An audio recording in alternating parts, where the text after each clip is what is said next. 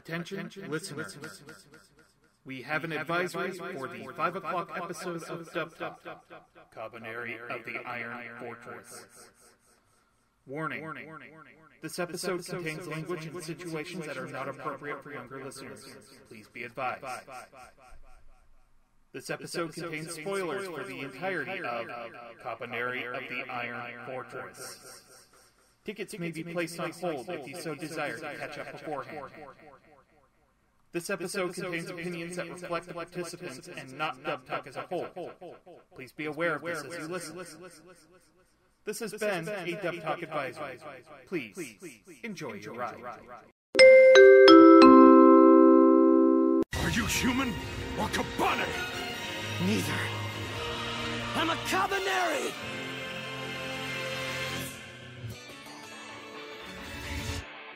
Hello, weary travelers, and welcome to Dubtalk. A show where a bunch of nerds ride the rails and talk about English dubs from station to station. In case these train puns don't tip you off yet, tonight we're covering Kabaneri of the Iron Fortress.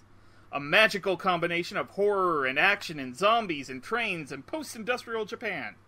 It's a lot, and it's absolutely a mess. And back but muscles. It's a blast. We swear this is an Attack on Titan. Stop, don't come after us. I feel weird as the person who owns, like, the trinity of WIT Studio Attack on Titan clones, and that I own Attack on Titan, Seraph of the End, and this. Oh, okay. I was gonna say, what? Empire of Corpses? That wasn't really Attack on Titan, but... No, but Seraph of the End is! Yeah. So in any case, I am your conductor and engineer for this evening, Rootsofjustice. And joining me today, punching your ticket, is our good friend Lack. All aboard! All aboard! Operating our snack car is Jet. Welcome to my life as a Kabaneri. I knew it was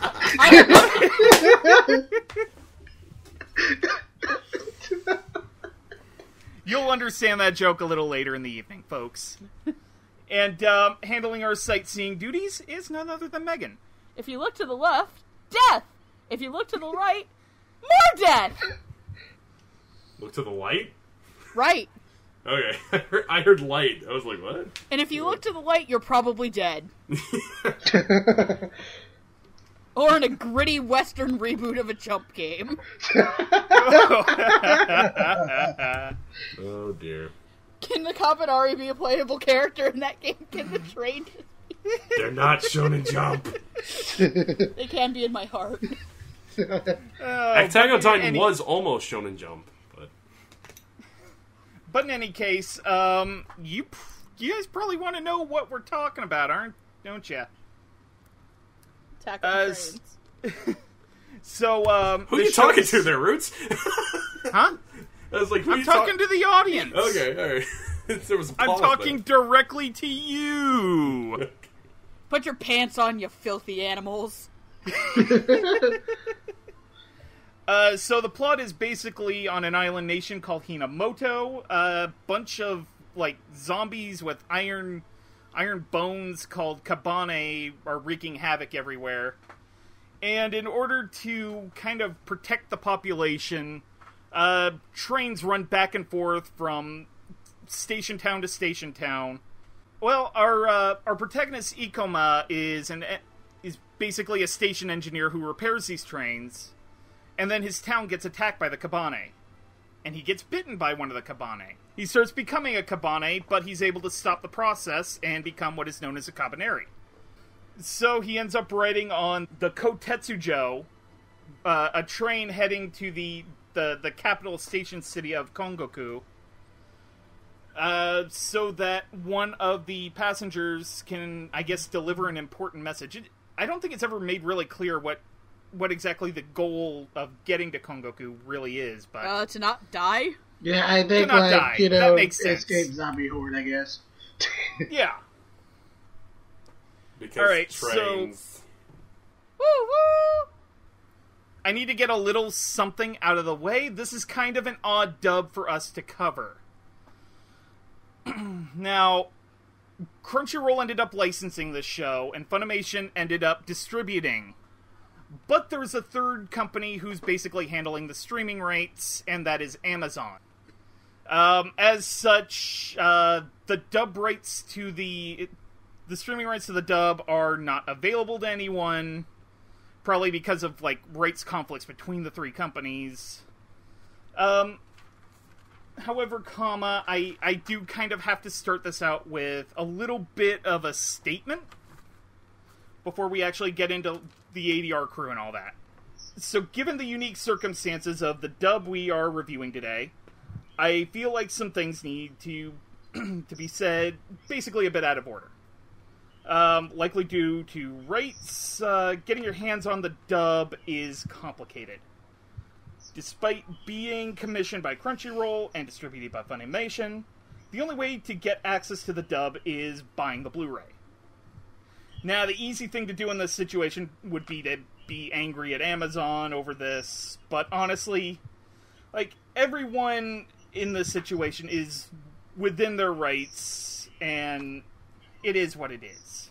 It sucks, but it is what it is. Nothing technically illegal is going on right now. Right. Yeah. It did make this episode a little hard to coordinate because kind of a little bit of a fun fact, this was originally supposed to be recorded and released before Anime Boston, but getting copies out to everybody to review Took a little bit. Yeah, it took a little bit of time. However, this episode is important to me in order to get it out. We are recording this on June 10th, 2018, and at the moment, the show is at its cheapest, $32.99 for the standard edition and $51.88 for the limited edition on Amazon. It's important to me that if you're required to pay actual money for a dub, we should probably, as a show, we should probably be responsible to tell you how it is. I mean, you get reviews for other aspects of the quality of the product. Why not the dub? Mm-hmm. Yeah, that's fair. Mm-hmm. Also, now that fellow Noitamina / Amazon series Scum's Wish has been licensed by Sentai Filmworks for home video and is getting a dub, I think it's also important that decision makers from Amazon, as well as people like Sentai, Funimation, Crunchyroll, Viz, and, you know, if any of the Japanese licensors happen to be listening to this episode, I kind of want them to know we're talking about this. And, you know, if things like Inuyashiki, Altair, After the Rain, especially something like Rage of Bahamut, Virgin Soul, and you know, a certain like big Jump franchise coming in January, Neverland, it's not that big a deal. Yeah, I mean, yeah. Jets totally not have been waiting for this day for a couple of years. I just think it's personally my responsibility as a member of a show that talks about dubs to make sure, like, some of these shows that would really be helped by having a dub, that they don't fall through the cracks. Hint, hint, Vinland Saga and Dororo. Hint, hint. Well, if Vinland Saga doesn't at least get a dub, then I'm gonna cry. I would be very surprised if Vinland Saga did not get a dub. So in any case, now that we have that out of the way, shall we begin with our ADR staff? Yes, sir. Okay. Yes. All aboard. Or wait, that's last job. All aboard the hype train. Woo! All aboard the murder hype train. Yeah. They use that thing as a battering ram, and it's fucking awesome. Hey, Masahiro Sakurai is here. Alright, so we have two ADR directors to talk about today. You have Suzanne Goldish, who was the director for dubs such as Bungo Stray Dogs. A lot of the K franchise, I think like all of it, actually. Yeah, all of it. And Tiger and Bunny. And we also have Ryan Johnston, who was one of the directors involved with Digimon Adventure Try and Terraformers. He's also, I'm pretty sure he's still like the current Shippuden guy. Probably. I didn't see it in his credits, but that could very well be. Yeah, because I know, since like if I recall, he took over since Mary Elizabeth McGlynn is gone, but... So handling adaptation for the scripts, we have Rob Blatt, who did some of the scripts for Bungo Stray Dogs, as well as Kakashi. Jet, why don't you tell us how you feel about the direction of script writing? Okay, so I'll start with the script first, I don't have, much in particular to say here. I actually watched the original simulcast on Amazon because I'm a crazy person, and as far as I can recall, this was a pretty straight translation of that. One thing I did appreciate, though, is that even though this is a very, ye olde Japan-flavored type of environment, the dialogue had enough energy to it to, maintain the more action movie vibe the series is kind of going for. So I'm glad that Rob Blatt was able to pull that off. As far as direction goes, at this point Suzanne Goldish has kind of shown to be a very consistent director. And even though she's been attached to, several projects that came out this year, some of which we haven't covered yet, all of them have sounded pretty good so far, and this one was no different. Even though this show is obviously very inspired from Attack on Titan, I didn't want a dub that sounded like an exact copy of that, and she and Ryan were able to take that same level of high energy and channel it in a different direction, giving us a variety of performance styles. And while I can't quite, say I would put this exactly up there with Attack on Titan when it comes to that level of delivery, the overall product was very strong, and I had a very fun time with this, so kudos to all of these fine individuals. Do you want me to go next? Sure, why don't you go next? Alright. I'm going to agree with Jet on the aspect that I am very happy this did not attempt to just be Attack on Titan's dub. There was a lot of chances where they could have found actors who matched the vocal ranges of people like Bryce Papenbrook, Shuna Nishimura, Josh Greeley, trying to think of some, Brent April. You could have very much tried to go for that aspect. And I'm very happy that they didn't, and that this show contains its own vibe in its dub. I'm going to say it right now, I actually enjoy this show a little bit more than I enjoy Attack on Titan. I'm not going to say it's a better show, but I'm going to say I had a lot more fun with this show than I do have watching Attack on Titan. I feel the same way about Seraph of the End, because I feel like those Kabaneri and Seraph of the End both have something that Attack on Titan doesn't, and that's a sense of humor. Yeah, I mean, Attack on Titan's just so drab all the time. It's very dry at times. I mean, we have Sasha, but she can't carry the show by herself, so... Yeah, Sasha and Connie can't carry the show. How can you be drab when you have some of the events that happen at the very end of the show? But anyway, back to what I was saying. So I'm very happy they didn't go for that. I do feel like because of the time period, I was expecting the dialogue to not... I don't know, I don't think the dialogue had any slang, but they used the term man a little bit and stuff, and that kind of threw me, but overall I did feel the tone was very consistent for the time period they were in. This isn't like Attack on Titan where you are put in a fantasy world. There is some aspect to a semi-realism in here. This is very steampunk to me. I mean, for God's sakes, there's a steampunk bow and arrow, and it's the fucking coolest thing ever. I know, right? I fucking love this show. I really agree, though, on Suzanne Goldish, though, becoming a very consistent director that I've seen in a lot of her projects. It's hard, because, for me, I was on the other Susan Goldish show that we did this year, which was Bungo Stray Dogs, and I like that dub a lot. And I also really, really like this, and it's a really big shame that you have to buy it to see it. I say this as somebody who planked down for this, completely blind by, because I'm a psycho. But yeah, no, I really enjoyed the direction, and I think the biggest thing that they had to nail was don't be Attack on Titan's dub. Yeah. Black? Yeah, so, going off of what you guys said before, yeah, I think one of the most interesting aspects is the fact that in spite of how obvious it is to make Attack on Titan, comparisons to it, the dub itself really does not, evoke a lot of anything we saw from the Attack on Titan dub. I think it helps the fact that it was a different, dubbing studio.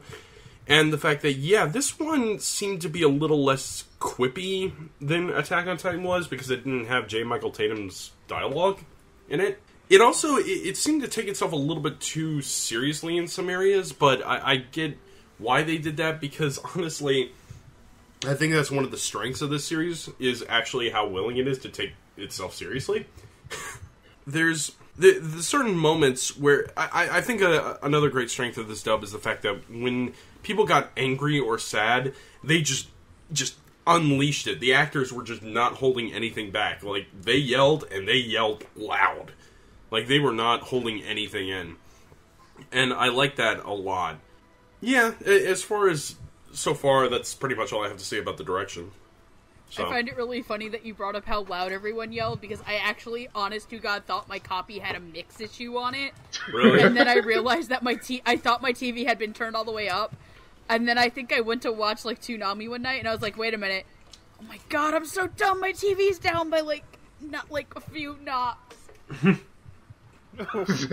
I felt really... I was like, oh my God, I'm such an asshole to this mix engineer. That's funny. That's really funny. Please don't be assholes to engineers and mix people. The mix engineers are the real heroes of the dub. You're the real MVP. Alright, I'm good. Okay. So one thing I really liked about the scripts and the direction is it made the world kind of feel alive. It's hard for me to say that because, you know, most of the show takes place on basically like a Snowpiercer train where, like, a chunk of whatever humanity is left is basically on it just to go. But, like, everybody who spoke sounded like they had a purpose to what they were saying. And there were odd moments of, like, snappy banter that I didn't expect to hear it in, like, an action horror anime, but it was really welcome.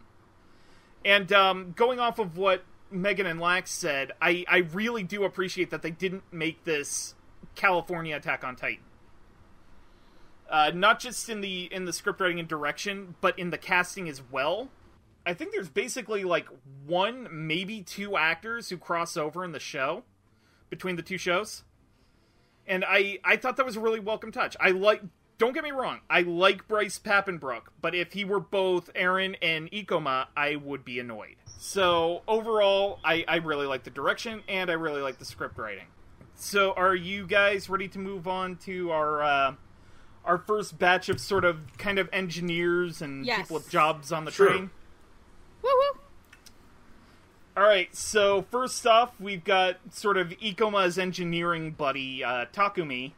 Sort of a goofy kid who, like, he gets a lot of the moments of humor and brevity in the show. I really like him. And then, on the other end of the spectrum, you have sort of a fair-weather friend of Ikoma's, Sukari. He acts like a buddy every once in a while, but he's not afraid to throw somebody under the bus. Let's be honest. And, we sort of have... She's another one of the engineers in sort of the shanty town Ikoma lived in the beginning of the show. But when she gets on the Kotetsujo, she sort of takes on, like, the pseudo-den mother of a bunch of orphans, Kakuja. Or, I'm sorry, Kajika. And, okay, so, Takumi is played by Ben Diskin, who you would know as Haida in Agretsuko, the young Joseph Joestar in JoJo's Bizarre Adventure, Numbers 1 and 2 in Codename Kids Next Door, and Baby Gonzo in the 2018 version of Muppet Babies. We're gonna keep bringing that up until it stops being funny to us. I don't think it's funny, I think it's awesome! Like, like, I really like Muppet Babies, and I like the new one, it's cute. But moving on, Sukari is played by Tom Gibbous. He doesn't really have a lot of anime roles. I really only found two prominent ones. He plays Shikamaru Nara in Naruto. And a personal favorite of mine, please Discotheque license rescue this show. He played Mushra in Shinzo. I vaguely remember that dub. Like, if any of you people out there listening remember Shinzo, like, put in the comments section, like, the name of Mushra's 2 and Terran buddies and who played them in the dub. I can't give you a prize, but you would definitely get respect. Did they used to play Shinzo on, like, Disney XD? I mostly just remember the theme song. Yeah, that was, like, one of the Jetix mainstays. But moving on to our last character in the bunch, Kajika is played by Colleen O'Shaughnessy, who you would know as Sora in basically all 3 installments of Digimon Adventure. She's Ino Yamanaka in Naruto, Ana Kushina in K, and she's Niltu Oderschrank in Bleach. So, Jet, okay, take us away. Alright. So I don't really have too much to say about Colleen since Kajika didn't really have like a whole lot to do. But I thought she did fine as he played her, like supportive kind of like dead mother role without coming off as distracting. And yeah, she did what she needed to. And when you're playing a kind of like backgroundish character, that's important. So I'm glad she wasn't distracting. Tom Gibbous as Sakari was kind of interesting because, like everyone here, I mostly just kind of know him as Shikamaru, and since Shikamaru was the resident sassy child of Naruto, as well as, like, the actual best dad in Boruto, like, seriously, Boruto's dad in the one-armed wonder need to take some pointers from this guy. Spend time with your children. Yeah.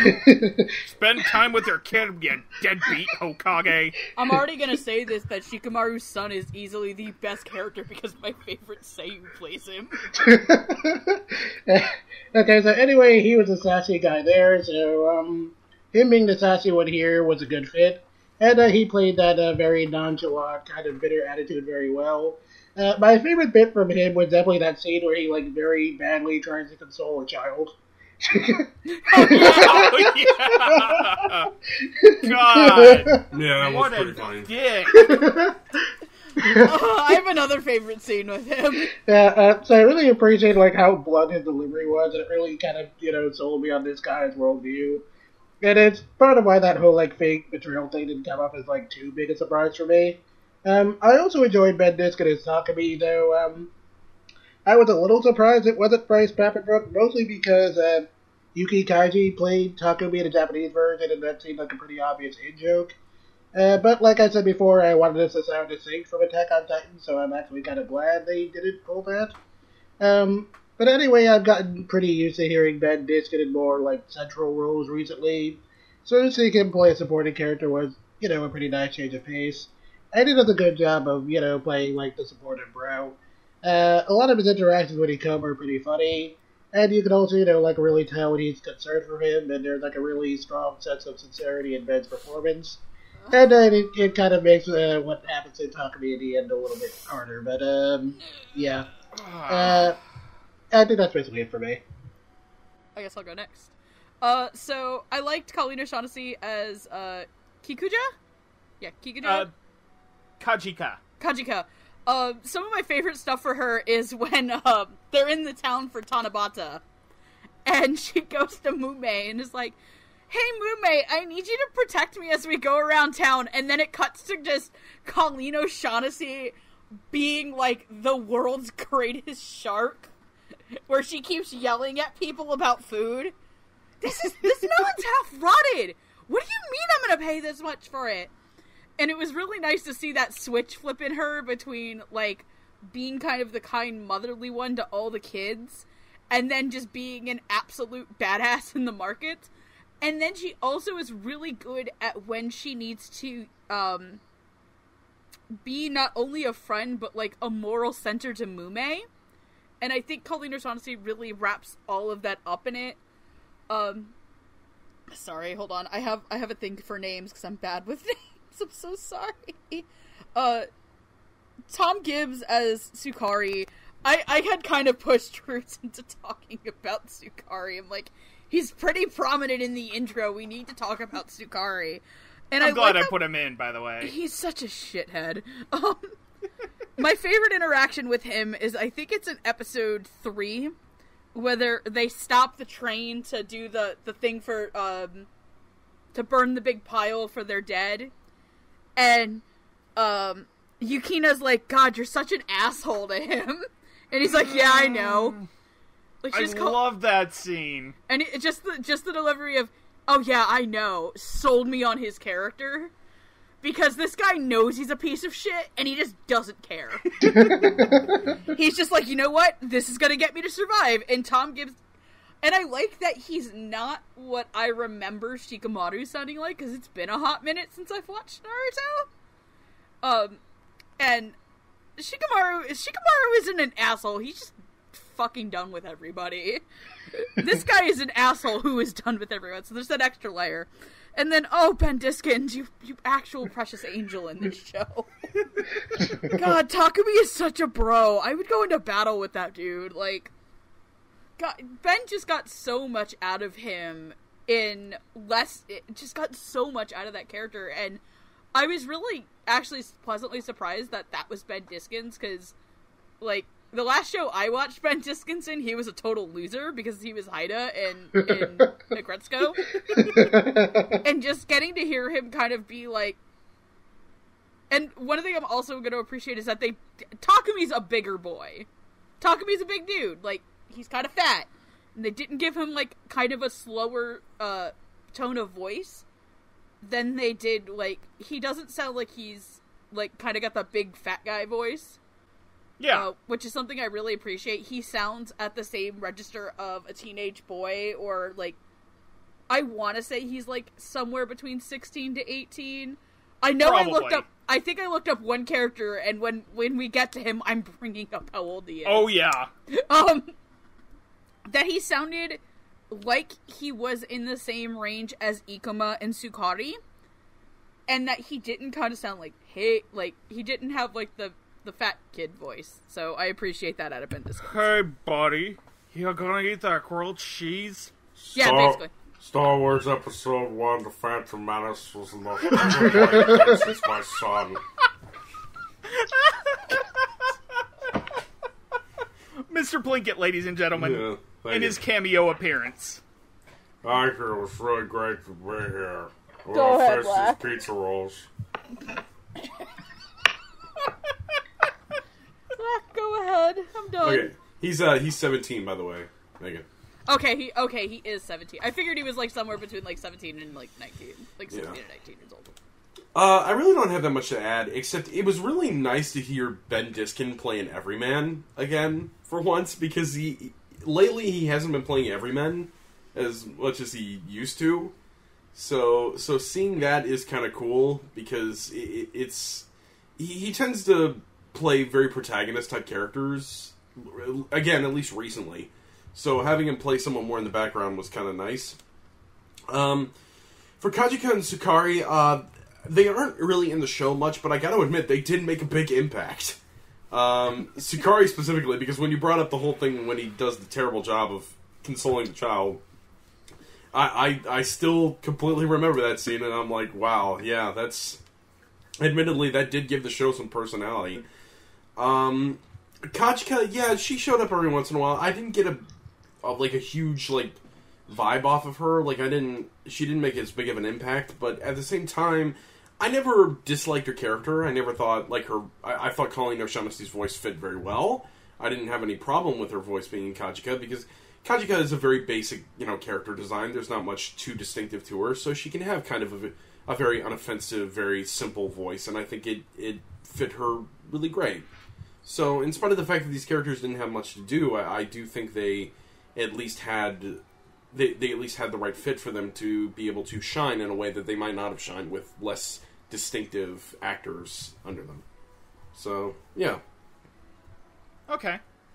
I've got to mirror what everybody else is saying about Colleen O'Shaughnessy as Kajika. I really like the sort of sweet genuineness she gives. And then, like, the whole thing during Tanabata where she's negotiating with the market guys, and she's just like this total shark. I love the 180 switch. Like, that was beautiful. And, yeah, that whole scene in episode, I think it was 3, with Sukari and Tom Kibbis. Like, the part that got me was... It was actually before the, you're such an asshole, I know. But it was basically the whole thing that led to that, where he's just like, oh, you know, what's your role on the Kotetsujo? Oh, yeah, I'm the apprentice engineer. Oh, did you and the main engineer have a special relationship? And he nearly gets decked. I love that. Like, he's just a snarky asshole, and, like, you don't really get that. You get that kind of in, like, early Shikamaru, but then, you know, when he grows up in Shippuden, the edge is still kind of there, but it's kind of polished over. So it's really nice to see him as, like, the asshole again. Because it's really fun. And Ben Diskin as Takumi. Like, he is... The character itself is, like, Moguzo levels of precious cinnamon roll. And, Ben Diskin does a really good job portraying that. But my favorite thing is, I think it's in the second episode, after Ikuma reunites with the engineers and tries to get on board the Kotetsujo, where Ikuma's just like, oh yeah, I managed to get the steam gun to work. And he just drops all of the worry, and he's just like, oh, buddy, you got it to work? And then they geek out, and it's just this most beautiful thing. I'm just like, I'm sold on this guy.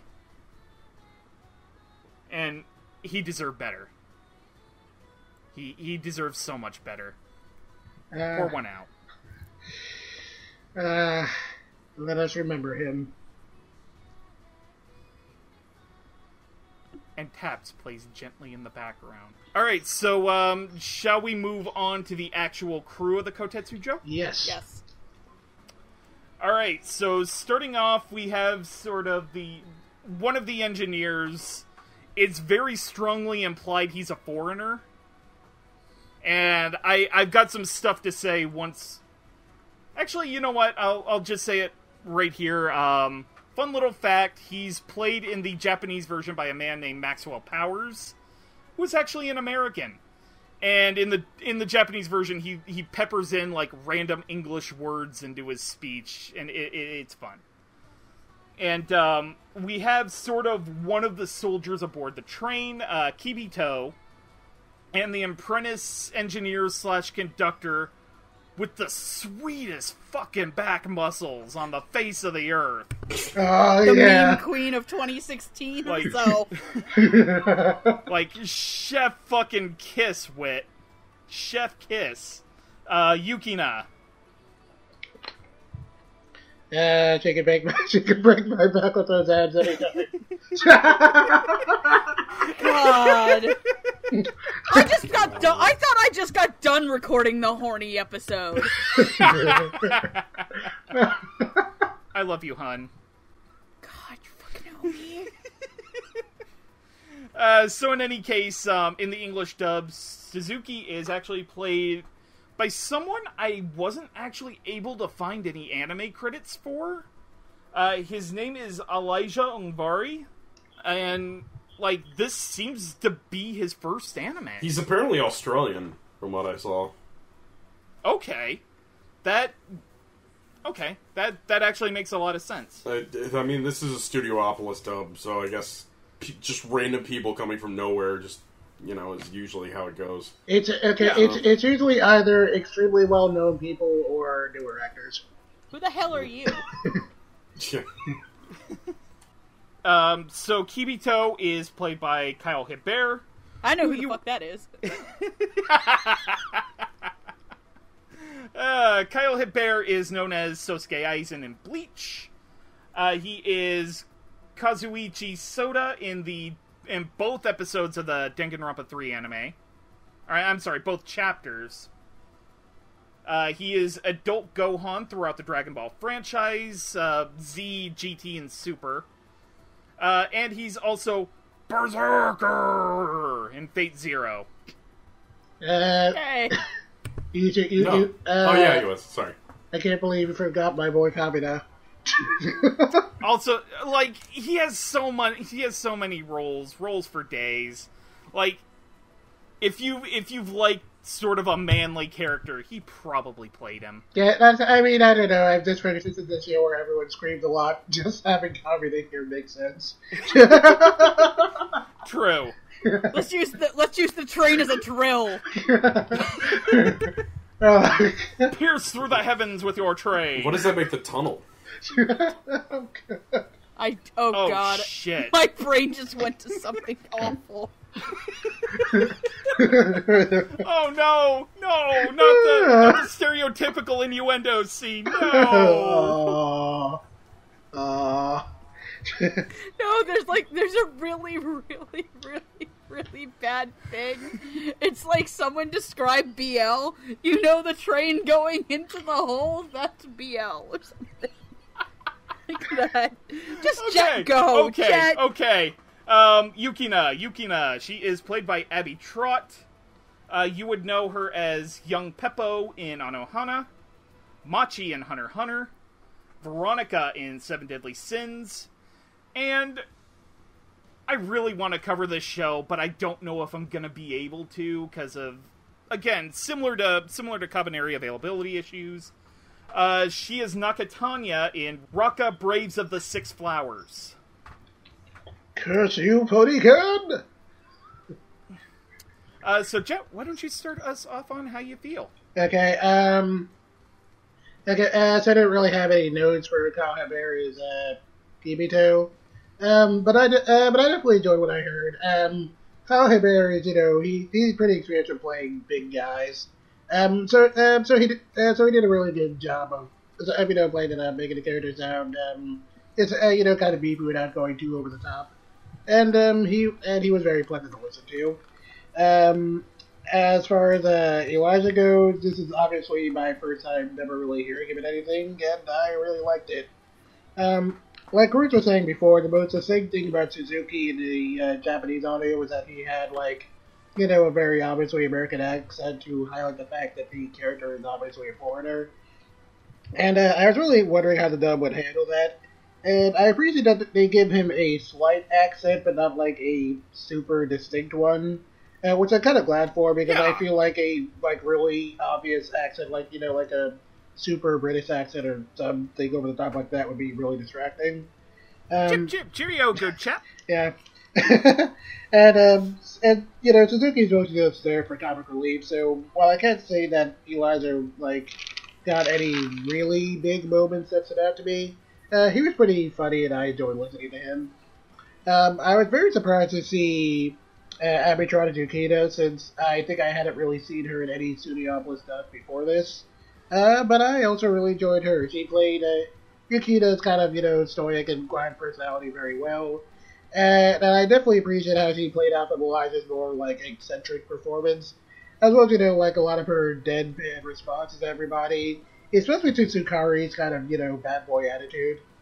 And I do kind of wish that these two had a little bit more these three had a little bit more to do, but they did very well for what they had, and I have no complaints.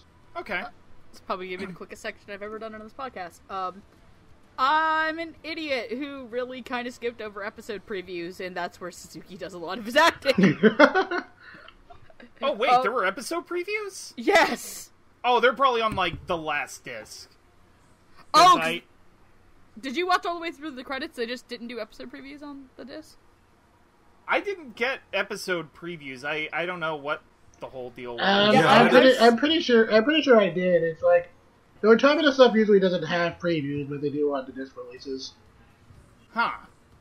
Yeah, I skipped over the credit. I just got to the credits and skipped on to the next episode because I'm that type of person.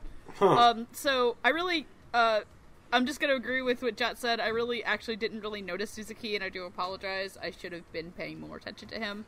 Kibito, I really enjoyed Kabaneri's Kibito. Kibito, especially because he's one of the Bushi, his voice playing off of the next Bushi that we're going to talk about was really, really refreshing. I like that they had two distinct voices for the two different men of the same class. I think that Kyle Hebert did a really good job. It is very much the character I could see Kyle Hebert playing in this show, and he did a really great job. And I really liked Abby Trott as Yukina. I thought that she was very stern and stoic, and especially compared to the other prominent female characters that we all had on the train, because there's only like 4. Wait. Colleen, Yukina, yeah, I think 4. Mume and Ayame. And then Hobori, who we're not talking about because she kind of just gets axed. She's just kind of there to be a plot device. Oh, for, yeah. She's there to be a plot device for, like, a minute and a half. Like, right. A hot minute. I like that her voice was a lot more masculine than I actually thought. That she's the more masculine of the 4 female voices on the show. But never kind of went into being a very big stereotype of a masculine female character. That there was a little bit of a sense there. It got also be God, I wanted her and Sukari to hook up. You too? No, not Sukari. Wow, wrong person. Yeah, wait, yeah, Sakari. Yeah, Sukari is the asshole. Her and the asshole needed to hook up. So that's all I gotta say. Okay. Well, okay, yeah, like everyone else has put, these characters kind of just show up briefly in different parts of the series. So there isn't totally much to them. I would say Yukina probably has the most to do out of any of these characters. I thought Kyle Hebert as Kibito was fine. Kyle Hebert is really good in these kind of roles. He's really good at playing more staunch, kind of rigid characters who are kind of just there to be good guys. They're not really there to have much like I guess multiple layers to them. They're just there to be liked and be there to help other characters. And yeah, Kyle Hebert was really good in that. Suzuki, I remember him because he's so memorable looking. But there wasn't much to... I remember him having kind of a soft-spoken voice. Am I wrong about that? Or... No, you're right. Okay, yeah. And I did think that was really interesting. I wasn't expecting that. So I thought that was a neat kind of take on the character, because I don't typically see that done in anime dubs, except for maybe the main bad guy of the original Tenchi Muyo. And Yukina, yeah, she was great. She was a lot of fun.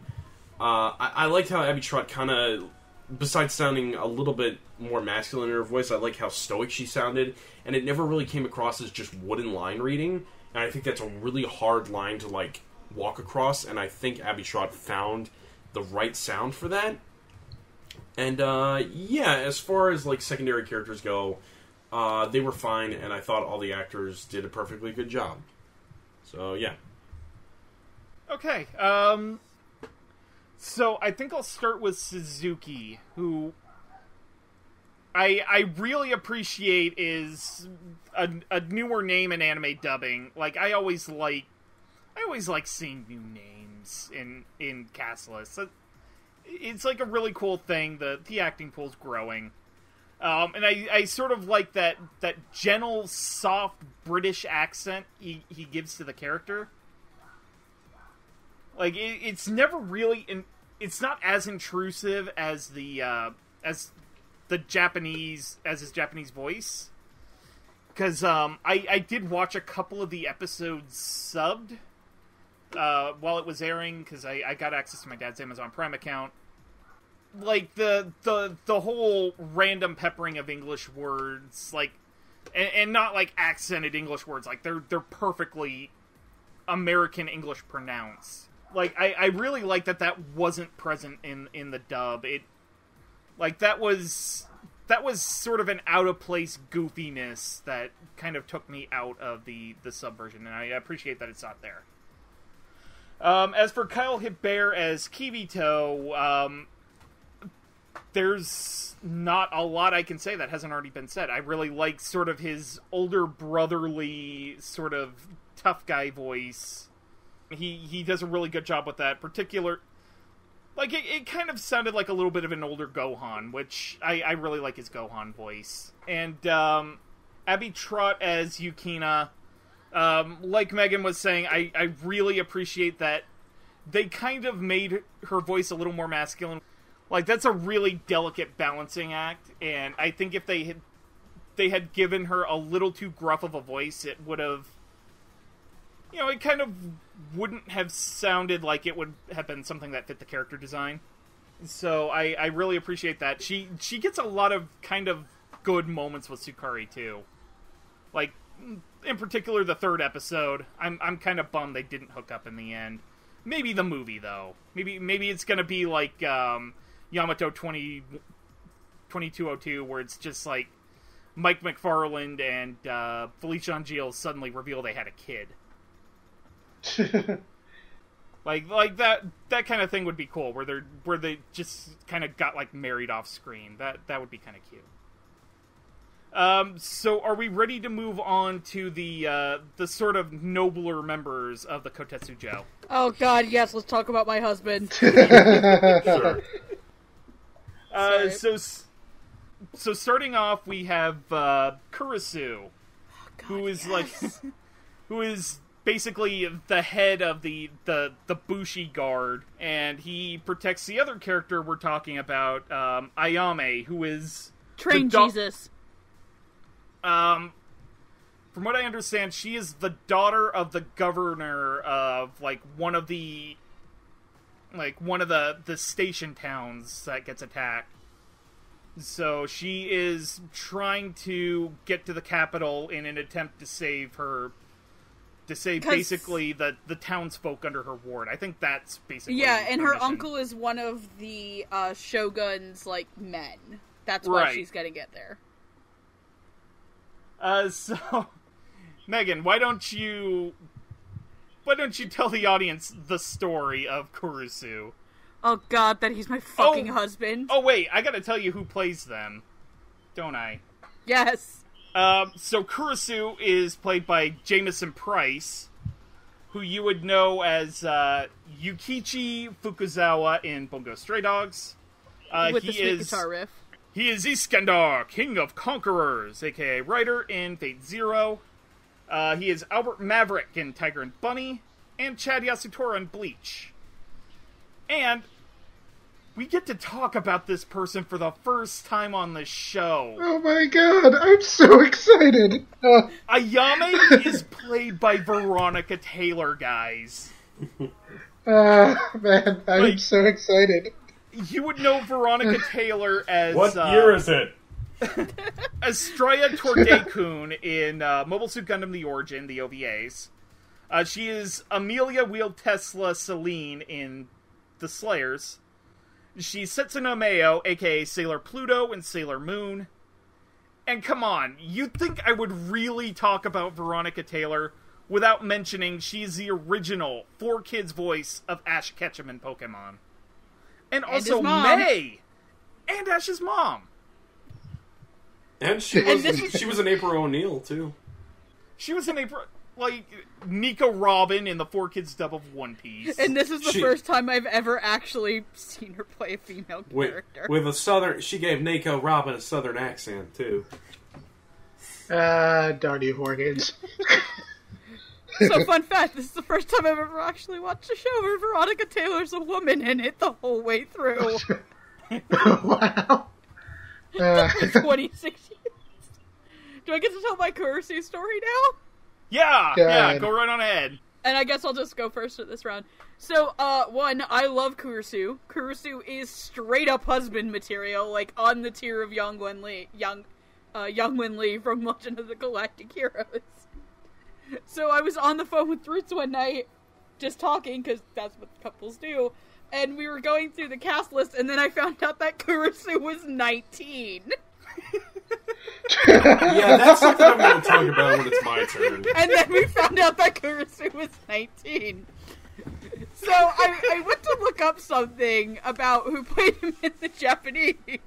So, and I found out that it is Toshiki Matsuda. And, I can't believe I fucking in the words of Jeff Goldblum, life finds a way. It's life finds a way. Life finds a way. So I looked up who Mr. Masuda plays in the Japanese, and he's actually Kirishima in the Japanese version of My Hero Academia, and because I will never he's also Kotaro Hayama from Kuroko no Basket, which I'm like one of the 5 people who have watched it. If you've gotten all the way to the 3rd season, he plays with the character I've called Cheetah Chase, because he's really fast and his animal, thing is a cheetah. But because it's me and I will never escape this show, I swear to God, I can't believe Japanese Kurisu is Kashi from Tokenrabu. I was gonna come up at least once. I seriously didn't know that! I literally just found that out! That being said, oh my God, I love you, Jameson Price! I love him so much! I know that this guy, okay, look. I get it. Kurisu does not sounds like a 19-year-old whose balls drop to, the core of the earth. Yes, of course I'm 19 years old. It's old. Can't you tell? God. No, It sounded like his balls dropped to the center of the earth at the age of 4. I got it. How do you do, fellow samurai? I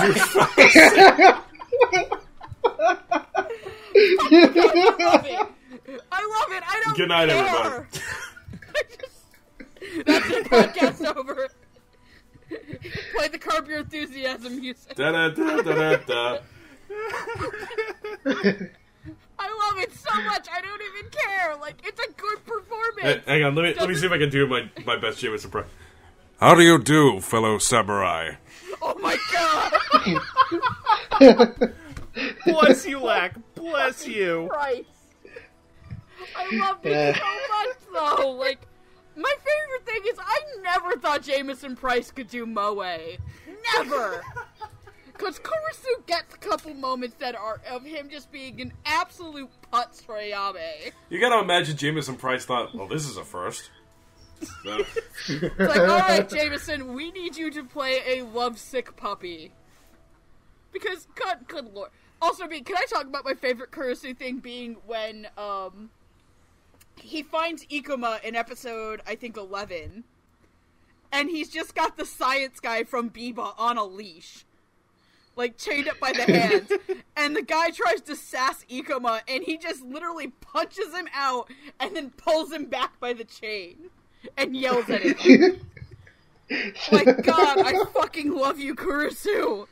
I really like the performance. I don't give a shit it sounds a little too old. It kind of works.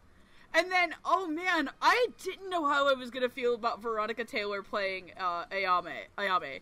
Because, like I said, there are 2 things I actually associate Veronica Taylor with.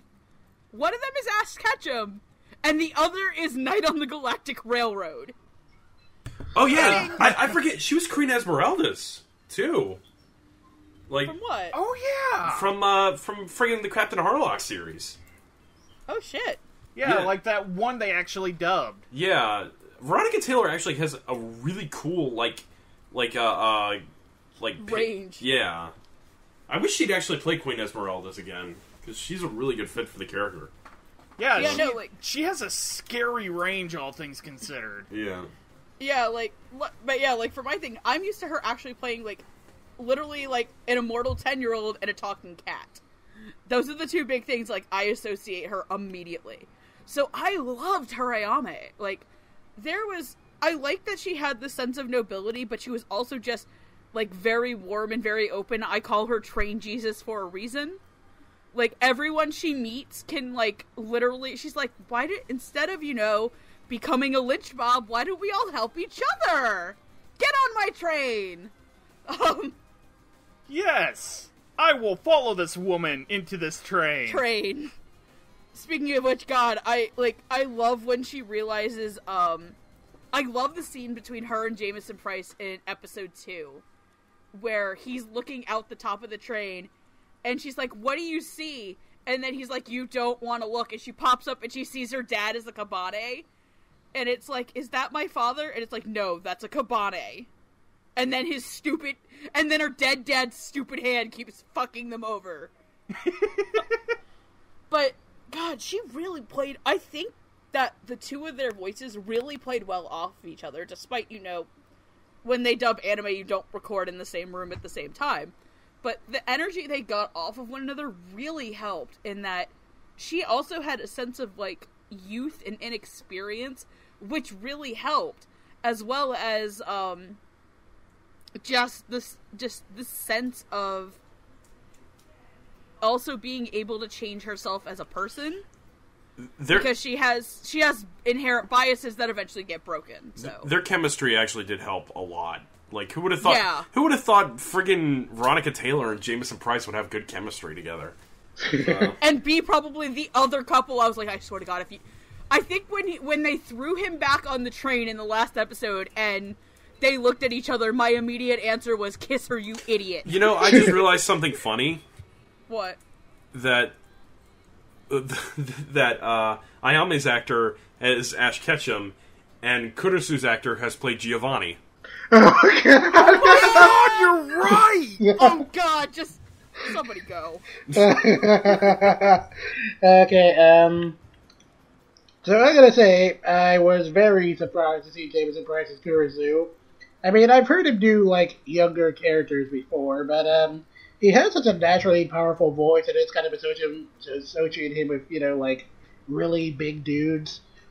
So seeing him as a pretty boy was definitely different.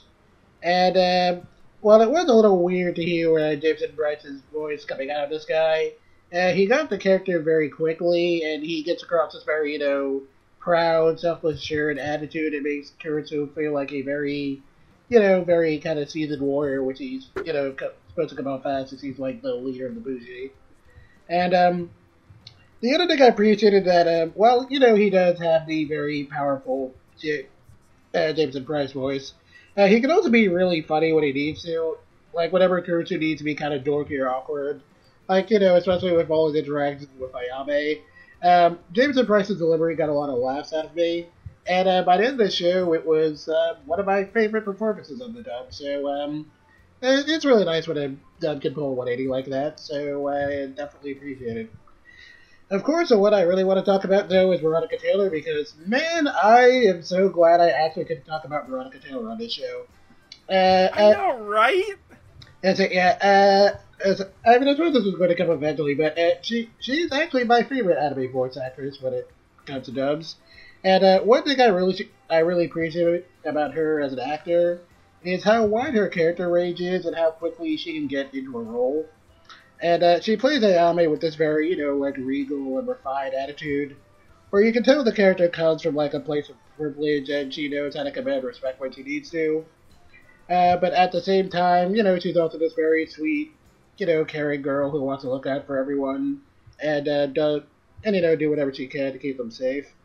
And Veronica Taylor plays both aspects of the character very well and practically seamlessly. And, well, you know, I suppose you might argue that it might come off as a little too soft-spoken a role for, you know, like this really big action show. It's like, her delivery was strong enough that it's really easy to overlook that very quickly. And I walked away with it very satisfied. And like Megan was saying, the best part about these two performances was how they played off each other. I thought the chemistry worked very well. And while these were certainly unusual casting choices, I think they turned out very nicely. Okay. Back? Is it my turn? Yes. Yep. Okay. Alright, so, yeah, I'm really not trying to sound like I've got nostalgia goggles on, but I really do think Veronica Taylor was an excellent choice for Ayame. I think Veronica Taylor has a lot of great experience playing characters that have to have a vulnerability to them and still have a strength, and I think Ayame is one of those types of characters, and I think Veronica Taylor embodies that really well. You know, I didn't really, outside of Pokemon, I didn't really listen to much of 4Kids dubs, aside from, I guess that says a little about me, Sonic X. So, but yeah, as far as Veronica Taylor was concerned, she did a great job as Ayame. I think she was one of the standout performances. And again, I'm not just saying this because it's great to hear Veronica Taylor doing anime dubs again. But I really do think she encapsulated the character, and I think she is probably the strongest one in the dub here. Kurisu, Jameson Price. Okay. I love Jameson Price. And I I think what really helped, and I think if it didn't help, it would stand out worse, how deep his voice is for a 17-year-old, I think, is again the chemistry that he had with Veronica Taylor. And you wouldn't think these two actors would actually have really good chemistry, but they actually did, and their personalities of the characters played off really well. And in spite of the fact that I don't know if Jameson Price's voice was appropriate for Kurisu, he understood the character, and that helped. He understood what kind of character Kurisu is, and in spite of the age difference, he is used to playing these types of characters, and he has great experience in playing these types of characters. And having a very militant Kurisu against a very vulnerable Ayame really was a great dynamic, and I think it was one of the strongest aspects of the show. And I think the two actors, who are two very experienced actors, were able to play those roles very well. Do I think I would ever get used to Jameson Price's Kurisu? I don't know. Probably not, because he's still 17 years old, and he's being played by a man who's only ever played big, muscular dudes his entire career. And that's not entirely Jameson Price's fault. That's typecasting, and that's beyond his control. He knows what he's good at playing, and he tries out for that because he wants to work. I can't blame him for that. And he's got one of the best voices in anime dubbing, honestly. So I can't fault him. I can't fault anyone for picking him for Kurisu. But besides that, again, it was the chemistry between the two of them that I think really made them both shine in this. So, yeah. Okay. Can I just say how really nice it is that, while Jameson Price starts off the character of Kurisu as, the stoic, heroic, action hero type, by about halfway through the show, that exterior starts to melt, and he's the ultimate Bishonen. It's just one of the most beautiful transformations of the show, and I really like how Jameson Price is able to go between both of those pretty much seamlessly.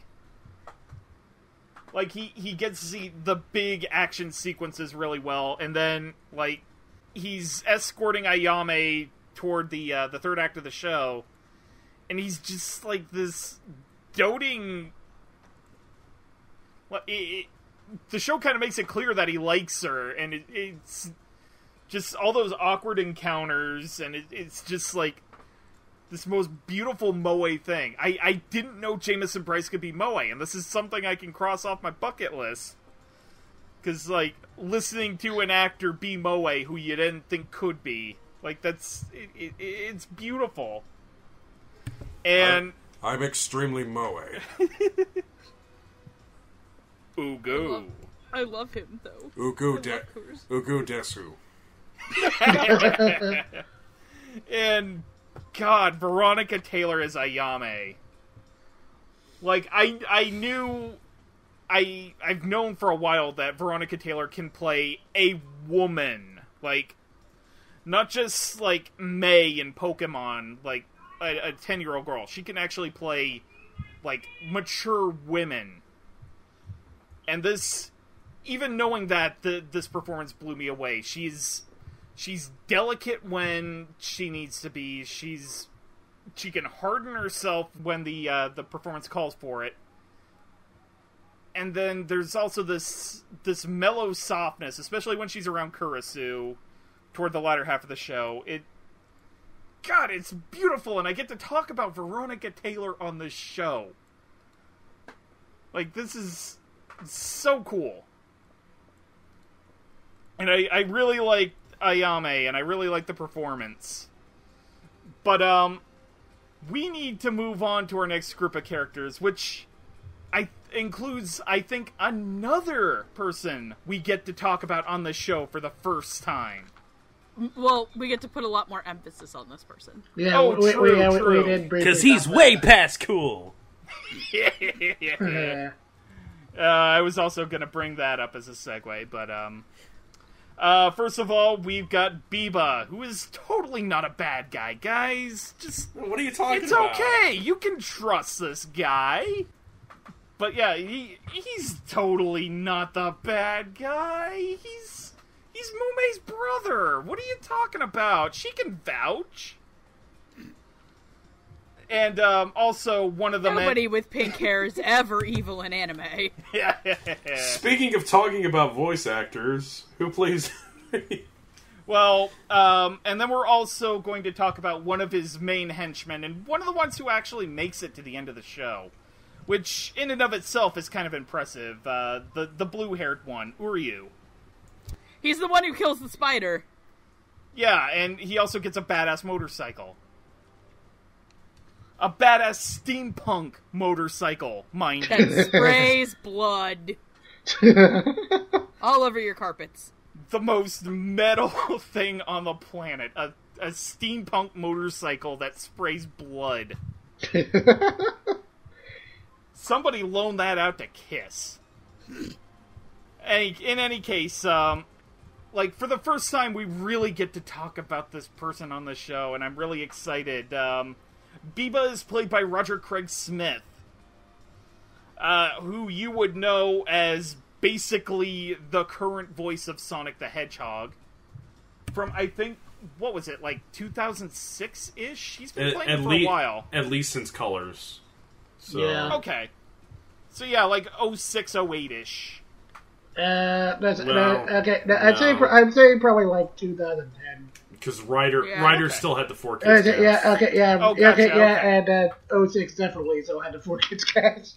Well, okay, yeah, I forgot. Elise! the one we forget about. But he also, like, a really cool thing that kind of came out in between the recording of the Agretzko episode and now. He got to play Batman in Batman Ninja. Oh, well, he was Batman in Arkham Origins.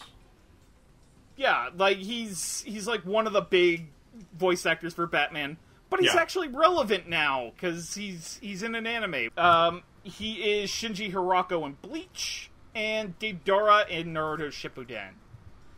And, Uryu is played by Chris Nyozi, who you would know as, like, Megan's favorite character from Fate Apocrypha, Karna. Karna got done dirty! He's Karna for guys! Sorry. And also, Ashitaka Reagan from Mob Psycho 100. He is Haruo Sakaki in the Godzilla Monster Planet movies on Netflix. Oh yeah, I forgot. And he's also Akira Hizomaru in Terra for Mars. Why do I screw up Terra for Mars? Is it Terra for Mars or is it Terra for Mars? Another dude that's sadly currently only home video only. Oh, that's right. Yeah. Alright, well, Jeff, why don't you start us off? Okay, alright, so I know we're not actually talking about him, but I kind of wanted to give a brief shout out to Spike Spencer. He played another one of Uryu's henchmen. Like, I can't remember the guy's name, and I, like, literally couldn't find it anywhere on the internet for some reason. But it kind of stood out to me because, you know, you don't see Spike Spencer play, like, older guys that much. And I thought he carried himself pretty well. It sounded, like, very distinct. But anyway, I can't really say that Uryu stood out to me much since, you know, he's, like, kind of in the background compared to a lot of Biba's crew. But Chris Nyozi did pretty well at what he had. And I definitely got, like, a good chuckle of him, like, jumping ship towards the end and deciding to get on the Kentucky deal. I thought that was, like, a pretty funny plot twist. So as for Roger Craig Smith as Biba... Okay, well, I'll be honest in saying, like, straight up, the show did not really need a villain. I mean, you've already got, like, a gigantic zombie horde, and, you know, like, a motley crew of characters fighting your zombie horde. I mean, that's already prime action movie material, and, you know, you could have easily made a workable show out of just that. I mean, so adding Biba on top of things just kind of feels like a little bit unnecessary, and it feels like he's just kind of there because they needed to pad out the show to 12 episodes. But all that said, I dug Roger's performance. It's very different from how the character sounded in Japanese, because there he was played by good old Mamoru Miyano. And, you know, and while this certainly wasn't among his hammiest roles, Mamoru Miyano's natural suaveness kind of seeped into that performance. And he made the character sound, you know, like very smug and self-absorbed. You know, not like full-on light Yakumi or anything, but, you know, like typical smug Mamoru Miyano. Roger Craig Smith's take, on the other hand, is very stoic.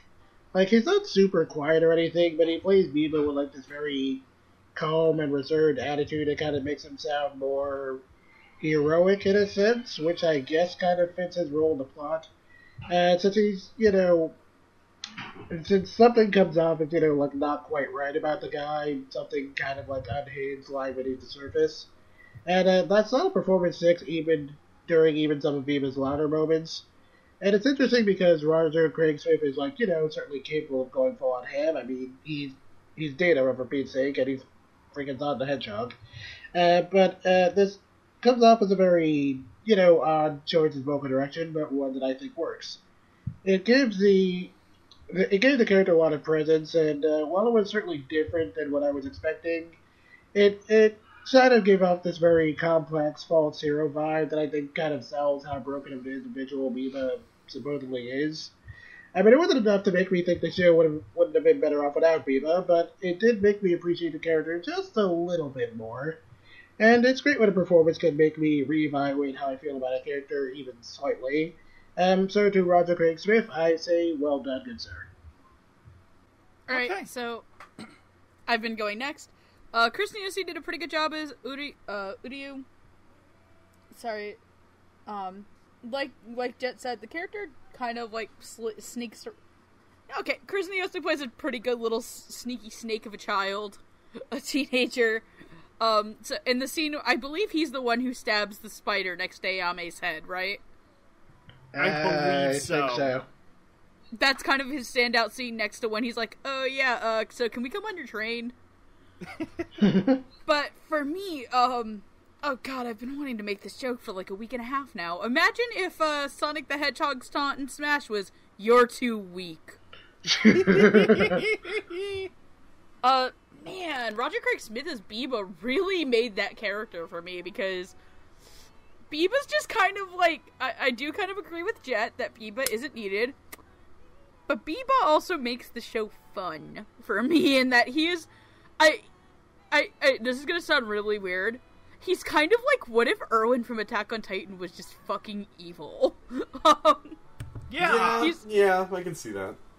He's just like, oh, only the strong survive, like, okay, I think it's the episode when he lets all the people into where they get to that town and he tricks Mume into letting the Kabaneri in. That's the episode, I think it's episode 9, really stuck with me. And he plays the character, I think, not hammy, but a little bit more reserved, but I think there's also, like, this very sense of sorrow to Biba's character that Roger Craig Smith really gets, because Biba's hiding a lot, and Biba has a lot of very complicated emotions behind him and why he's chosen to go evil, and he doesn't regret a damn, and I think he regrets it, but the show also doesn't do a good job of, like, making Biba seem like he regrets anything he did. Biba's like, hell yeah, I caused all this fucking destruction. What y'all gonna do about it? Whoops. And I do think that Roger Craig Smith carries that weight with him. And he also is very charismatic to me. Like, I can see why Biba tricked people, and why Mume followed him as a brother, and why, I have to get her name again, Horobi, saw him as a lover. And by the way, the scene where, Biba injects, Hobori to make her the giant black mist. God, the acting and the tension in that scene was just chef's kiss. Oh god, it was so fucking good. It's hard to put into words what I like about it, but I really fucking liked it. Okay. Lack? First things first. Requiescat di pace. I knew someone was going to mention Ezio. Yeah. I understood that reference. Actually, bringing up Ezio is a great example of how charismatic Roger Craig Smith can actually be as an actor. I think he's actually one of the most underrated voice actors right now because, well, for one thing, he plays Sonic the Hedgehog.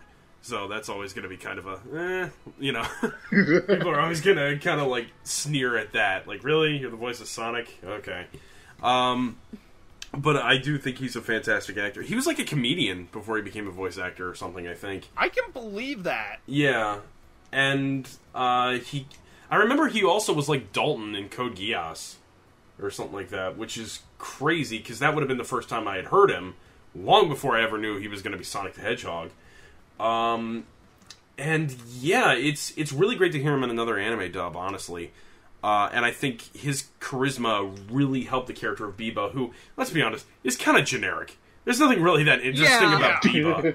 He's not a good villain, and I think actually that's one of the better aspects of Attack on Titan, is there is no distinctive villain, at least as far as, like, the anime got. Like, until the hairy dude showed up. Right. But at the same time, it's... Sometimes a really generic villain can be carried off by a charismatic actor. And I think this is a great example of that. Do I think it's a meaty role? No. Do I think Roger Craig Smith still does the best he can with it? Yes. And yeah, Biba never really took my interest. But another thing too, I really didn't know that was Roger Craig Smith until I learned about it today. Honestly, he really is one of those actors who can kind of hide himself in a role. Honestly, it's pretty crazy. Oh yeah, his range is like amazing. Seriously. Yeah. Yep. So as far as Chris Niosi is Uryu, is that how you pronounce it? Uryu. Okay. I've like followed Kerbifer for a very long time, so it's always interesting to actually hear him in a role. And in all honesty, Kerbifer is a good actor. This is a great example of him doing a really good job in a role, even though, again, it's not really that much of a role. He shows up every once in a while, he does something, he acts like a little shit, and then he goes his way. But Chris did do a good job here. He showed off his talents. You know, he in real life, he's a really friendly guy, so to see him play somebody so inherently snidely is really interesting. I haven't heard the Mob Psycho 100 dub yet. I want to, but I haven't yet. I would also say if you don't want to watch the whole show, watch the 2 episodes that have his Fate Apocrypha character in it, because it's fucking phenomenal. Yeah, well, I am a big Fate fan, so I'm probably going to watch Fate Apocrypha at some point. And he's good in the role. It's a good role that fits him. He's good at these types of characters. I mean, if you look back on friggin' Tome, and when he played, God, I can't remember the character's name. It was like his other persona in the game besides Kerbifer, Zetzel or something like that. It was very similar to Uryu, actually. And it was also a very quiet, very menacing type character who was kind of just trying to... who was kind of doing things by his own means and by his own motivations. So, yeah, these two, in spite of the fact that these are very bland villains, they're played by very good actors who did a great job with them. So, yeah. Okay, I largely agree with you guys. I know that there wasn't a lot of meat on Uryu's part in the show, but I really liked that Chris Niosi was sort of able to play that smarmy side of him really well. And then in the last episode, in like the end credits, where he just kind of shows up on the Kotetsujo, and he's just like, yeah, hey, you guys need like tough guys, right? like that was really cool. I really want to see the movie get a dub, and I really want to see what happens with Uryu and Chris Niosi's performance as him. There's not a lot to it, but I really like it, because I really like Chris Niosi. And, what does the English dub performance of Biba have in common with Biba's father? They're both dead? Well, Roger Craig Smith kills it. He kills it.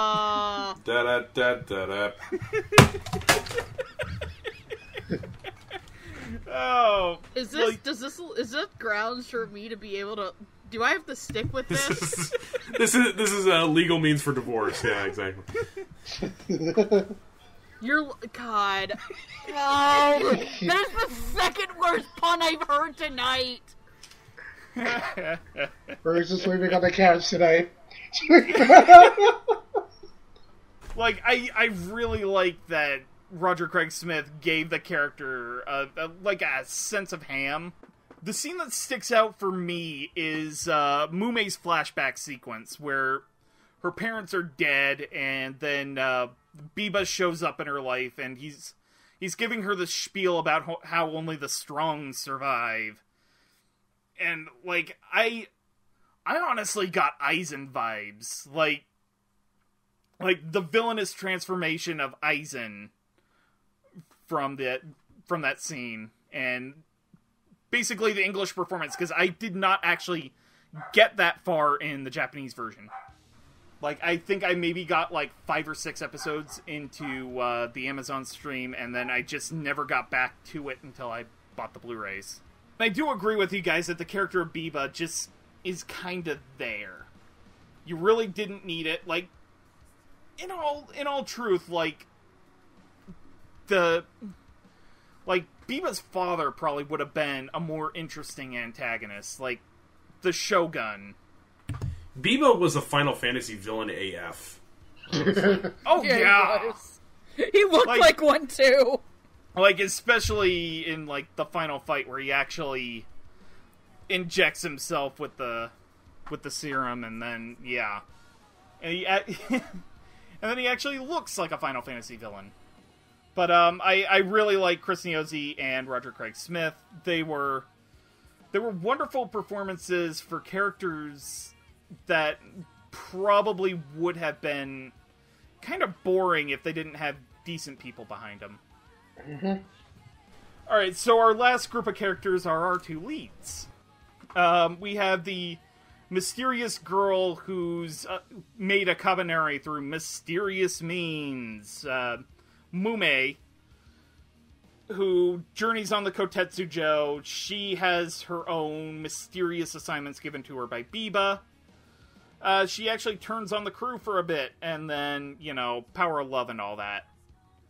And then we have Ikoma. Like, the guy... I really like sort of the origin story of him getting his Kabaneri powers. Like, he's testing out the steam gun, he gets bit by a Kabane, and then he cures himself by choking himself out. Yeah. Can we also appreciate how the design of Ikoma was so popular, he's cameoing in the new Pokemon movie? Yeah, he is, isn't he? Oh my god, I forgot about that! Oh, that's right, because WIT Studio's working on the next Pokemon movie, isn't it?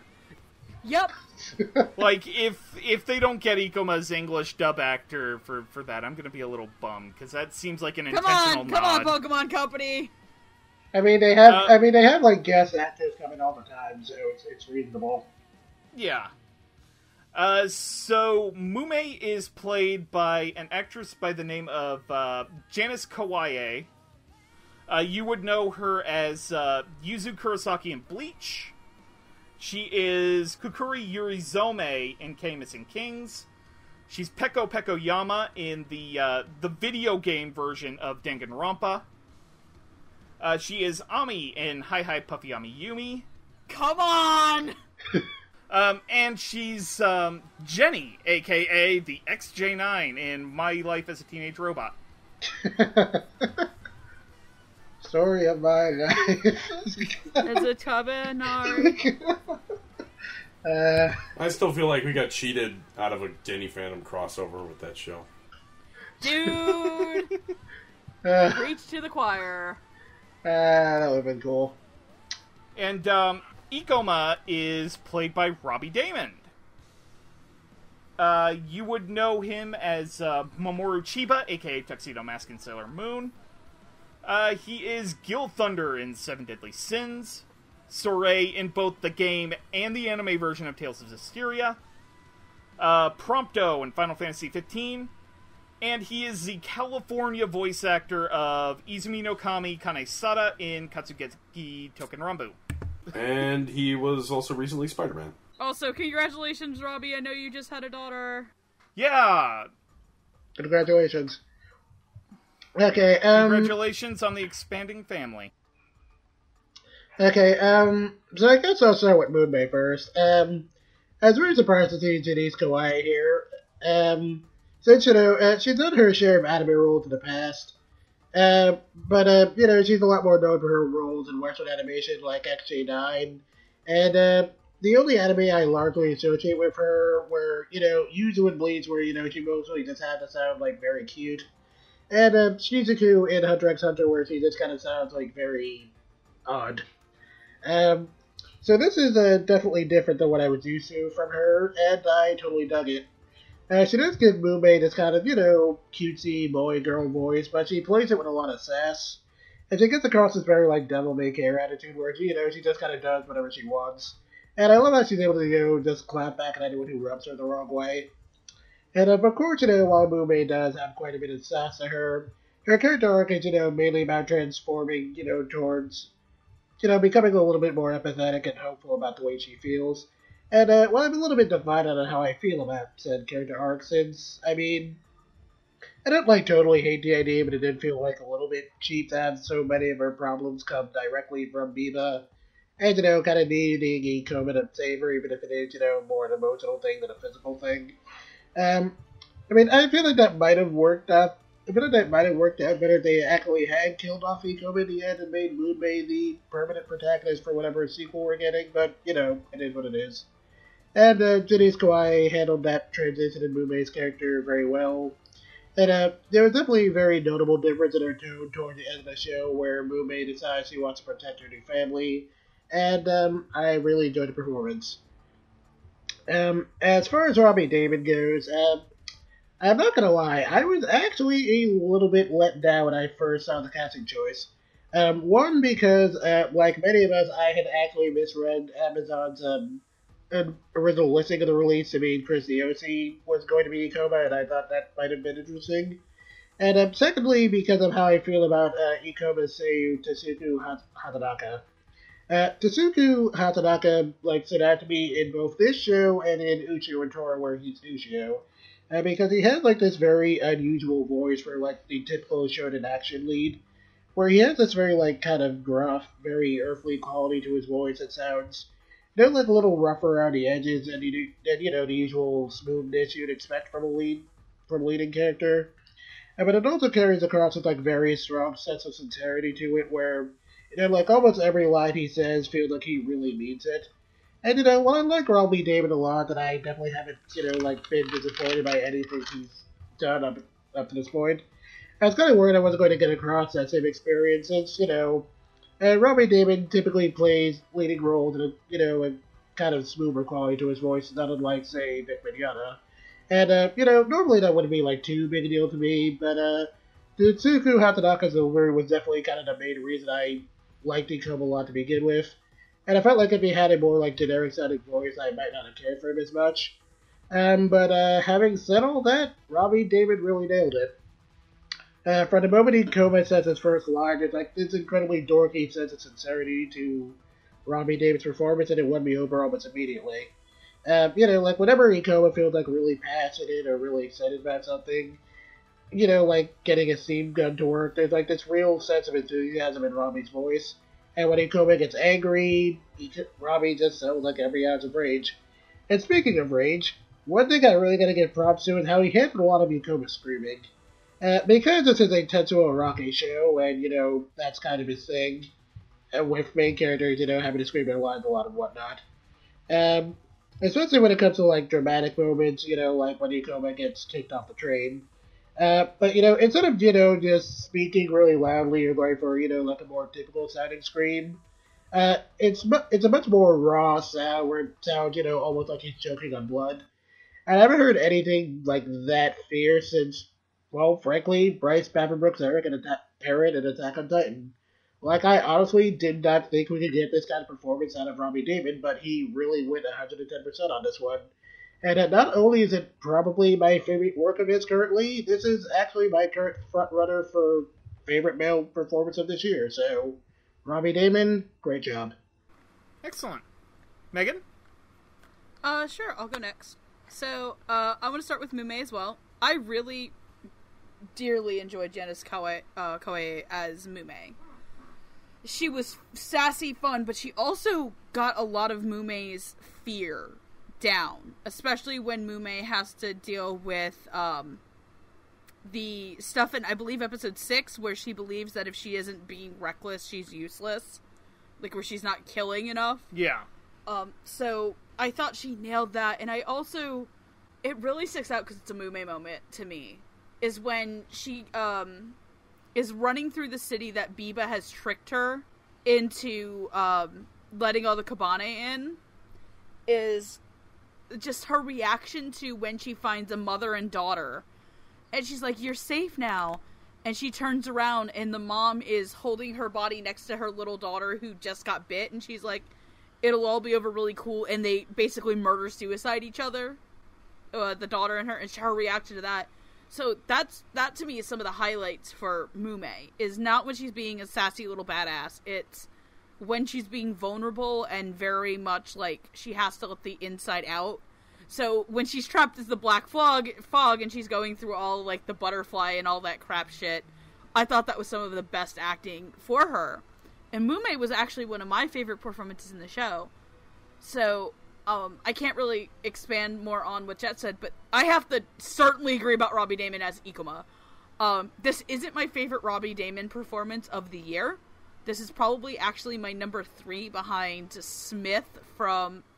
No, Smith would be my number 3 from March Comes In Like a Lion. This is number 2. Number 1, I'm saving, because that one is pretty much locked in for a certain end-of-the-year award. But man, God, he does nail it. He goes from making Ikoma dorky to making Ikoma the badass. Just, I love when he basically BDSMs himself into not becoming a zombie. And his reaction to it. He's like, it was a virus! Like, autoerotic asphyxiations himself out of it. That's one way to do it. I mean, and he was prepared for it, too. He had that machine waiting. I mean... He's like, "Oh yeah, bitch, my time has come." I mean, I'm not gonna judge his lifestyle choices. I kind of wish he'd also, do something a little safer. Thought... By the way, I also did totally think that they were gonna pull the Mume is his sister trick, and I'm happy they didn't. Yeah, I got that feeling, God. Too.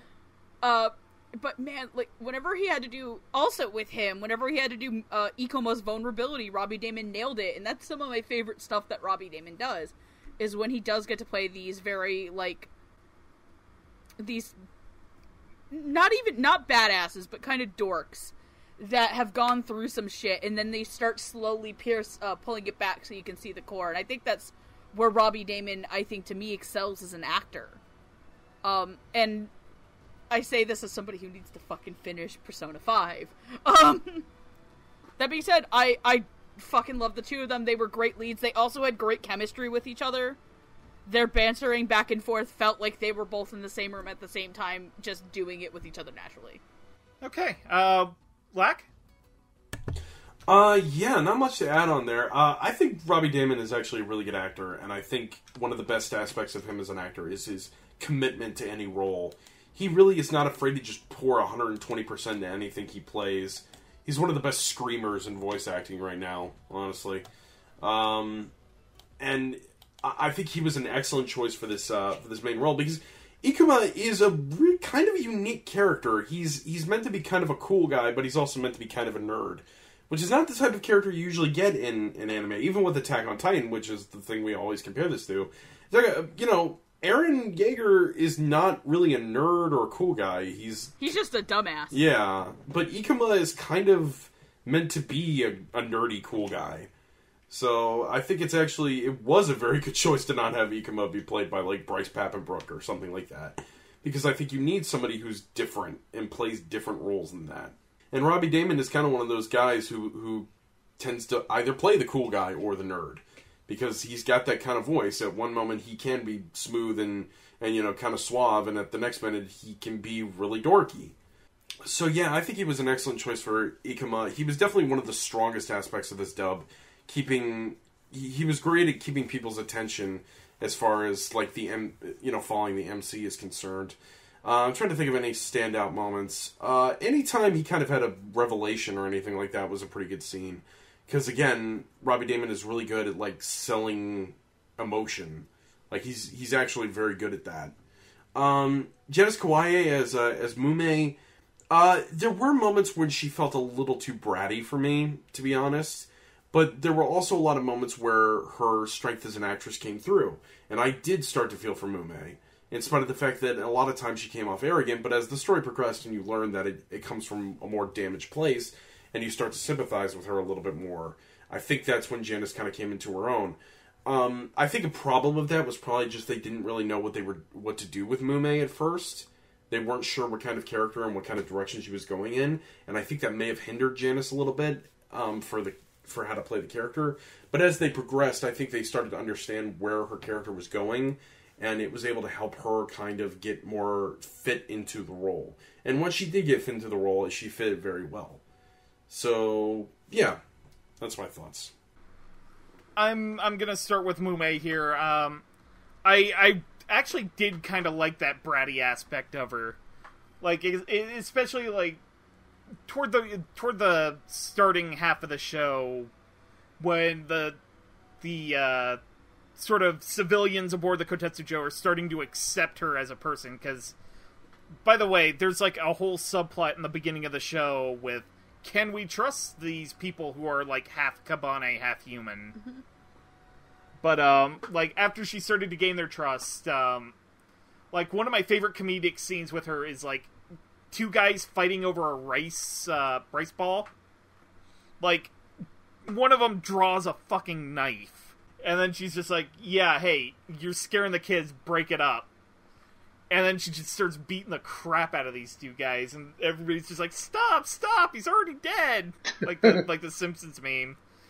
And then the next time you see the two guys, they're just like, fat lip, missing teeth.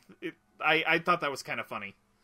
But my favorite overall scene with Mume is sort of similar to where Megan's was in episode 6, I believe, where she's walking through the boiler room of this facility, trying to get the rails cleared so that the Kotetsujo can get out.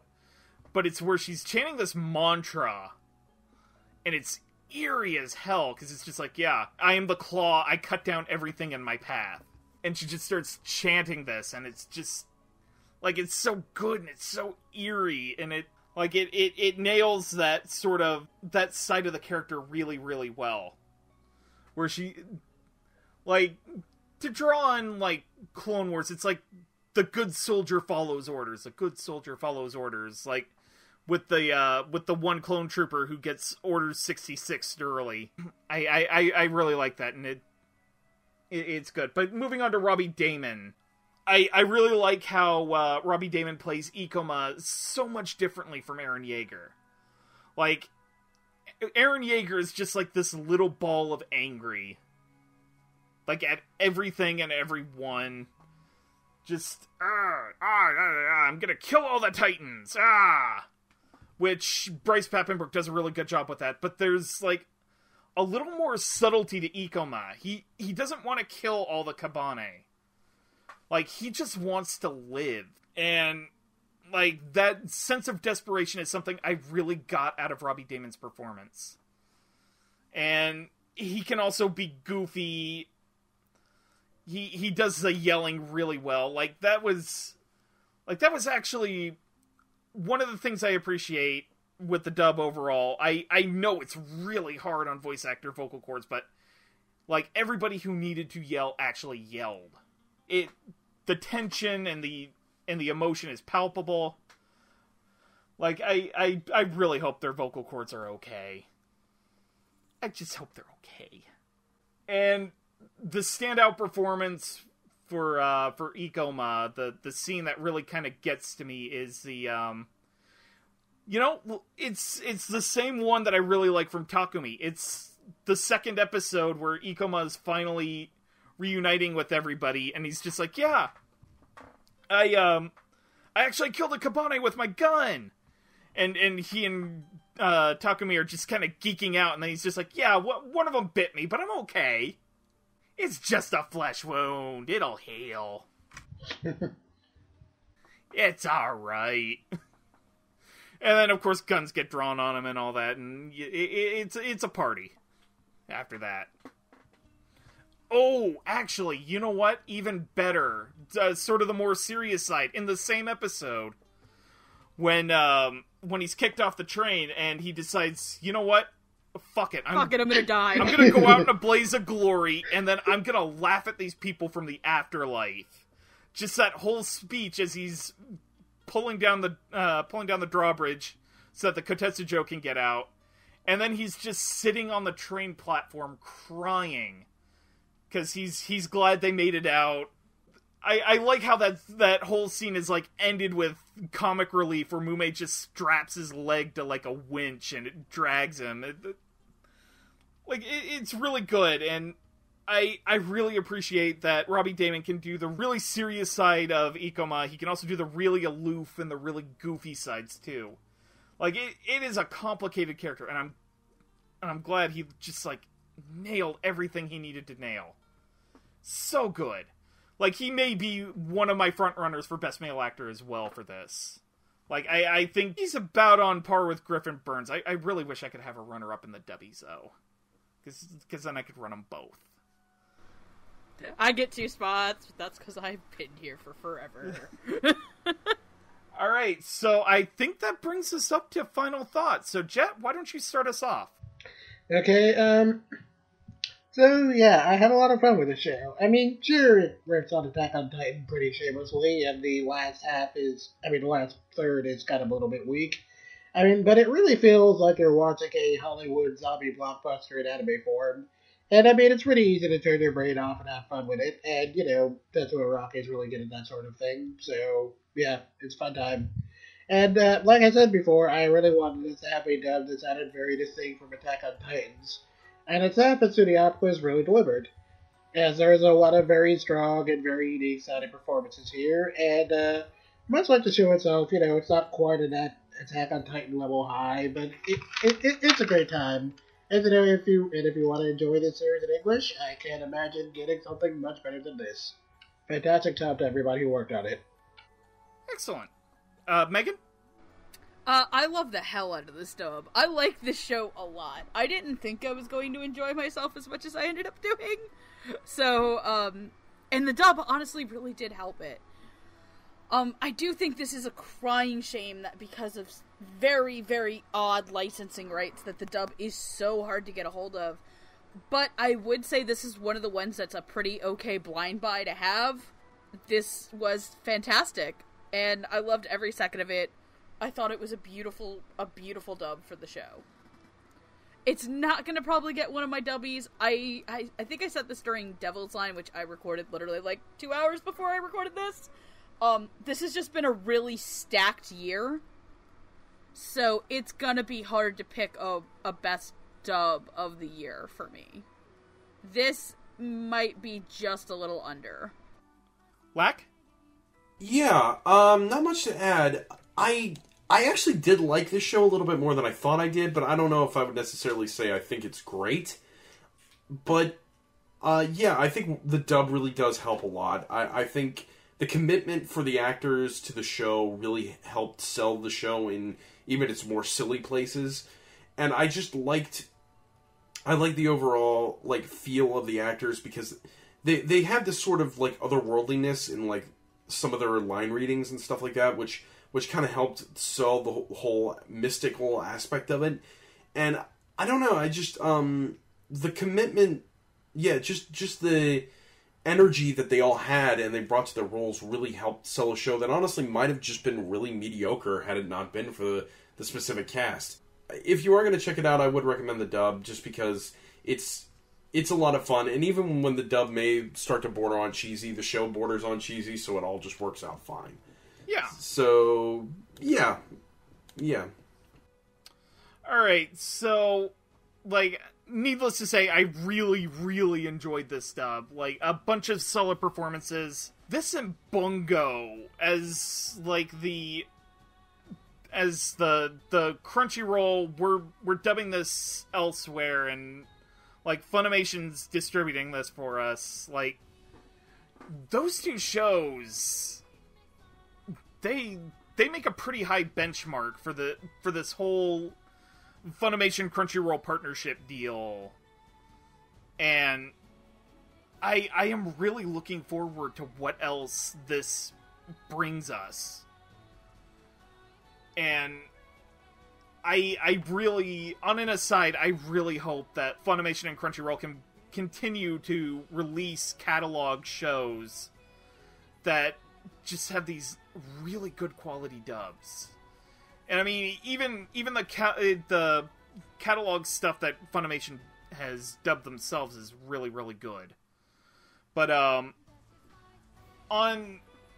guess for this, it really boils down to, would I be willing to suggest that somebody pay about $35 US to even be able to watch this dub? And honestly, I may be a little biased because I'm from the era where you would pay like $20-$30 for like 4 episodes on DVD, and that's like the only way you could get it, because like not even piracy was really all that efficient back then. I would actually suggest it. Like, I know $35 approximately is like, it's not chump change, but I really think you get a very good deal out of the money you pay. And if you're willing to shell out like a $15 more for the limited edition, all the better, because my god, that box is just that art book beautiful. Is really nice too. In the art book, and just like Funimation's production staff on that, their art department was just spot on. So, like, if anybody from the Funimation art department is listening to this episode for some reason, like, thumbs up, guys. Like, really, really stellar stuff. But, yeah, despite the rights weirdness, I would definitely suggest picking up the Blu-ray. It's really nice, looks really nice. The show looks really, really good when it wants to be, and the dub is spectacular. So, again, I kind of went over this in the beginning of the show, but if you want to watch Kabaneri of the Iron Fortress, you can watch it subbed on Amazon Prime. It's about $120-ish a year now. I think $10 a month.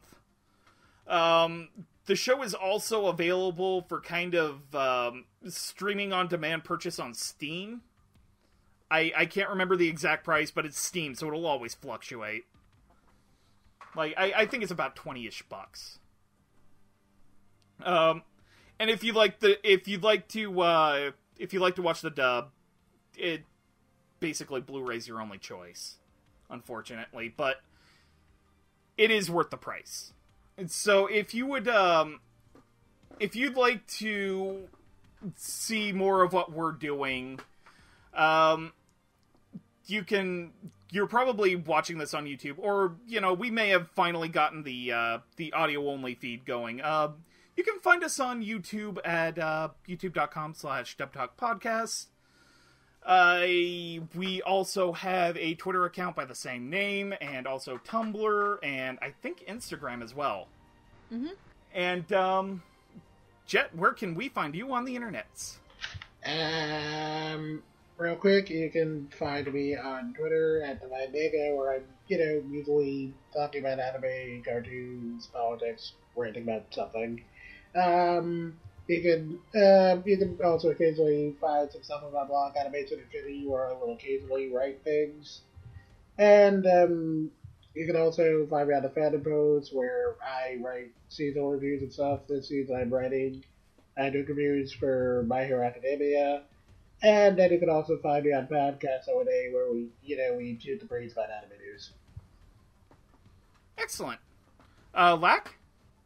Yeah, well, you can find me on Twitter at LikeTheWatcher. It's honestly pretty much the best place you can find my stuff. I'm also on YouTube. Look for Like a Watcher there. And I do anime reviews. I've fallen a little behind on that, but I'm planning to start up again. And yeah, voice acting. Trying to get back into that. And yeah, there you go. Excellent. Megan? You can find me at QueenEra2 on Twitter. I shitpost. And you can find me on Twitter at Rootsofjustice, where I mainly just retweet cute animal pics. Sometimes I talk about anime and video games and all that, and other general fandom stuff. Like, I think you'd have fun giving me, like, a little bit of a follow. Please follow. But from the Dub Talk podcast, I believe we have reached our final destination. Please grab your luggage and step off the train in an orderly fashion. Watch out for that first step. It's a doozy. And Please mind the gap. And from us to you... Bye-bye now. Bye-bye. Bye-bye now. Bye-bye. Get off the train, you little shit. So from us at the Dub Talk podcast to you, we wish you a good night. And otaku wanda daba. I still can't believe I made this entire thing without making a Walking Dead Soul Train joke. God damn it.